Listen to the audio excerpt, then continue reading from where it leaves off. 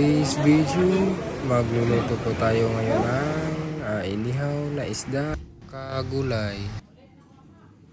Fast forward natin guys, dahil gutom na ako, mikos-mikos na natin yan para maluto agad. Ewan ko talaga guys, parang yung tipong kumakain ka na walang gulay, parang hindi kompleto yung kain mo. Siguro nasanay na siguro kami na dapat sa isang araw dapat makakain talaga kami ng isang beses sa isang araw ng gulay. Di ba may kasabihan, gulay is life. Luto na ang gulay at isda. Tara, kain na tayo guys, kasi kanina pa ako gutom eh. Salamat sa panonood.